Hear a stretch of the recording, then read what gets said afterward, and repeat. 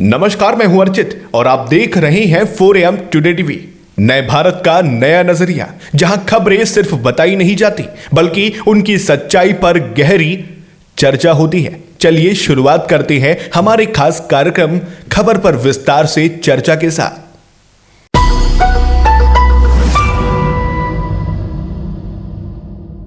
आज की चर्चा बिहार की राजनीति और भोजपुरी जगत के उस चेहरे पर जिसने अचानक राजनीतिक गलियारों में हलचल बढ़ा दी है।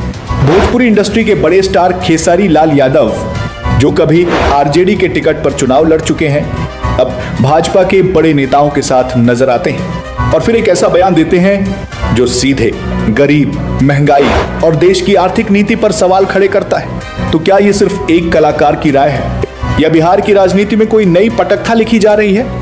आज खबर पर विस्तार से चर्चा में हम इसी पूरी कहानी की हर कड़ी जोड़ेंगे और समझेंगे कि आखिर खेसारी लाल यादव के इन बयानों और मुलाकातों के पीछे कौन से राजनीतिक संकेत छिपे हो सकते हैं। सबसे पहले आपको पूरी कहानी समझाते हैं।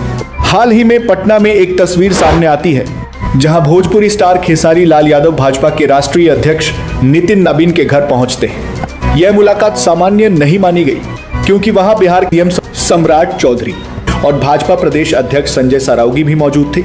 तस्वीरें सामने आई, मुस्कुराहटें दिखी और फिर खेसारी लाल यादव का बयान आया। उन्होंने कहा, मुझे खुशी इस बात की है कि बिहार का एक बेटा पूरे देश का नेतृत्व कर रहा है। नितिन नवीन हिंदुस्तान के गौरव है। बताइए कि बिहार का एक बेटा और पूरे हिंदुस्तान का नेतृत्व कर रहे हैं। हमारे लिए सबसे बड़ी खुशी इस बात की है, और मैं किसी पार्टी का नहीं बल्कि एक कलाकार होने के नाते मुझे खुशी इस बात की है कि आज पूरे हिंदुस्तान के गौरव हैं नवीन भी हम सबके लिए, और कहीं ना कहीं हम लोग को खुश होना चाहिए।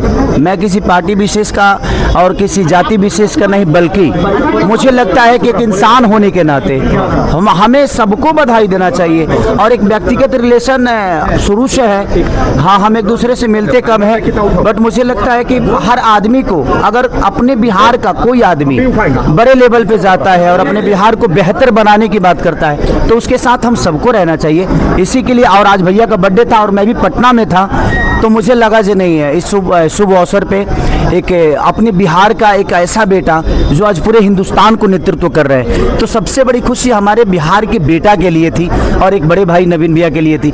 इसीलिए मैं आया और आके मैं शुभकामना दिया और मैं भी अब निकल रहा हूँ। तो थैंक यू सो मच, आप लोग आए।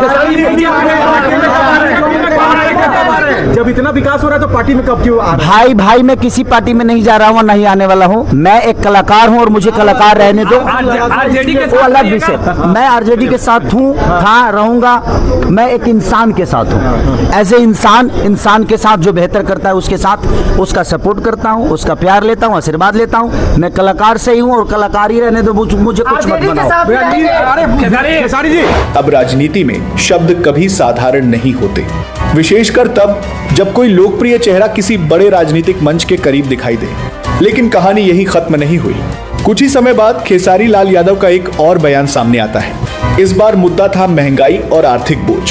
खेसारी ने प्रधानमंत्री नरेंद्र मोदी से अपील करते हुए कहा कि देश की आर्थिक स्थिति सुधारने के लिए महंगाई बढ़ाने की जरूरत नहीं है, बल्कि बड़े उद्योगपतियों, बड़े कलाकारों और अमीर लोगों से करोड़ों का सहयोग लिया जाना चाहिए ताकि गरीब आदमी पर बोझ कम हो सके। उन्होंने कहा, गरीब तो हमेशा ही परेशान रहता है, अब की अमीर लोगों से चंदा लिया जाए। कि नरेंद्र मोदी जी को जितने भी उद्योगपति हैं, जितने भी बिहार के कलाकार हैं या बॉलीवुड के कलाकार हैं, सबसे उनको कहना चाहिए कि भाई अपना देश आर्थिक स्थिति में डूबा हुआ है, सब लोग चंदा करें। उसमें खेसारी लाल यादव भी हो सकता है क्योंकि सबने जनता से कमाया है, चाहे शाहरुख खान हो, चाहे खेसारी लाल यादव हो, चाहे मनोज तिवारी हो, चाहे एवरीथिंग। जितने भी कलाकार हैं, जितने भी आर्टिस्ट हैं, महिला हो या पुरुष हो या उद्योगपति हैं, उनसे बोलना चाहिए कि आप लोग अपने देश हित में जितना आपकी सक्षम है आप चंदा करो ताकि गरीबों का भला हो सके उस चंदा के पैसे से। और सब लोग सक्षम है, सबने कम से कम 100 करोड़ रुपए का, 200 करोड़, 500 करोड़, 1000 करोड़ के लोग हैं। अगर वो 10 करोड़ भी रुपया दे दें, लोग 1 करोड़ रुपया दे दें, 50 लाख रुपए भी दे दें, तो कम से कम 2000 5000 कलाकार हैं साउथ से लेकर और यहाँ तक। तो अपने देश हित में मुझे लगता है कि ये सब महंगा करने से अच्छा है कि जो मजबूरियां हैं वो अपने ही लोगों से, जिन्होंने अपने इंडिया से कमाया है, अपने लोगों से कमाया है, उनसे चंदा लेकर और कम से कम उन गरीब तबकों को पहुंचाया जाए जिनकी प्रॉब्लम है। अब यहाँ सवाल उठता है, क्या ये सिर्फ सामाजिक चिंता थी या फिर एक राजनीतिक संदेश? क्योंकि खेसारी लाल यादव सिर्फ कलाकार नहीं है, वो बिहार और पूर्वांचल की जमीन से जुड़े एक ऐसे चेहरे हैं जिनकी पकड़ गांव, कस्बे, मजदूर वर्ग और युवाओं में काफी मजबूत मानी जाती है। उनके गाने करोड़ों लोग सुनते हैं, उनकी फिल्मों का दर्शक वर्ग बहुत बड़ा है और सबसे बड़ी बात, वो खुद को हमेशा गरीब का बेटा कहकर पेश करते रहे हैं। यही वजह है कि जब वो महंगाई की बात करते हैं तो उसका असर सीधे जनता के बीच दिखाई देता है। अब अगर राजनीतिक दृष्टि से देखें तो बिहार की राजनीति इस समय नए समीकरणों के दौर से गुजर रही है। एक तरफ जातीय समीकरण है, दूसरी तरफ युवाओं को जोड़ने की कोशिश और तीसरी तरफ सोशल मीडिया और लोकप्रिय चेहरों की बढ़ती ताकत। ऐसे में किसी बड़े स्टार का राजनीतिक मंच के करीब आना अपने आप में चर्चा का विषय बन जाता है। अब यहाँ एक और महत्वपूर्ण बात समझना जरूरी है। खेसारी लाल यादव पहले आरजेडी के साथ चुनावी मैदान में उतर चुके हैं, यानी उनका राजनीतिक जुड़ाव पहले से रहा है, लेकिन चुनाव में हार के बाद वो सक्रिय राजनीति से थोड़े दूर दिखाई दिए। अब अचानक भाजपा नेताओं के साथ उनकी मौजूदगी कई सवाल खड़े कर रही है।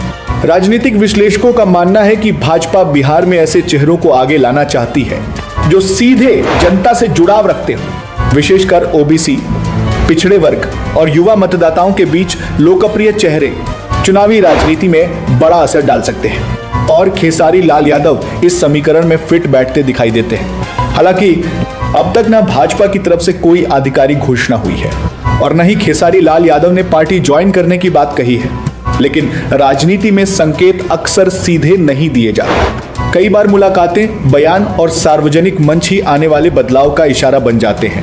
अब बात जनता की प्रतिक्रिया की। सोशल मीडिया पर इस पूरे मामले को लेकर बहस तेज हो चुकी है।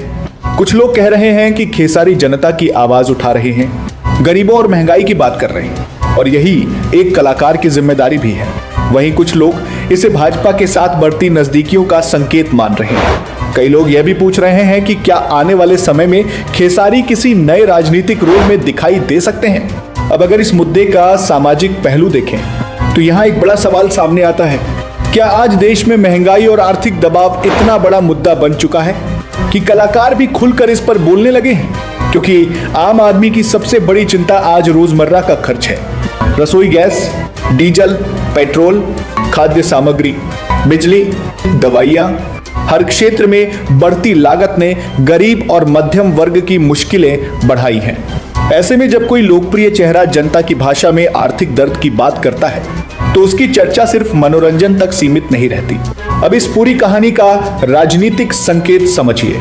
अगर आने वाले समय में खेसारी लाल यादव की भाजपा नेताओं से मुलाकातें बढ़ती हैं, अगर वो लगातार सामाजिक और राजनीतिक मुद्दों पर बयान देते हैं, तो यह संभावना मजबूत हो सकती है कि वो सक्रिय राजनीति में नई भूमिका तलाश रहे हों।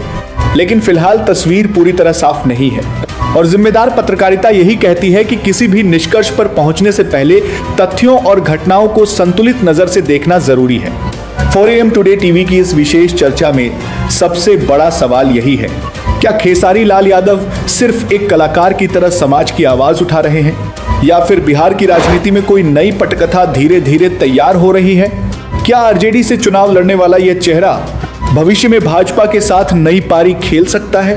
और क्या भोजपुरी की लोकप्रियता अब सीधे राजनीतिक ताकत में बदलने की कोशिश कर रही है?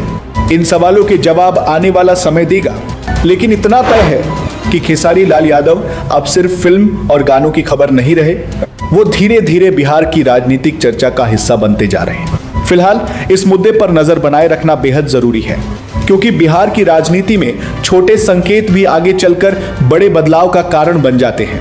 इसी के साथ हमें दीजिए इजाजत। खबर पर विस्तार से चर्चा में आज के लिए इतना ही।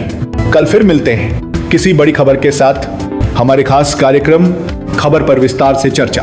वीडियो को लाइक करें, ज्यादा से ज्यादा शेयर करें और ऐसी ही बेबाक, निष्पक्ष, सच्ची, भरोसेमंद और जमीन से जुड़ी खबरों में लगातार बने रहने के लिए हमारे चैनल और पेज www.4amtv.in को सब्सक्राइब करें। बहुत बहुत धन्यवाद।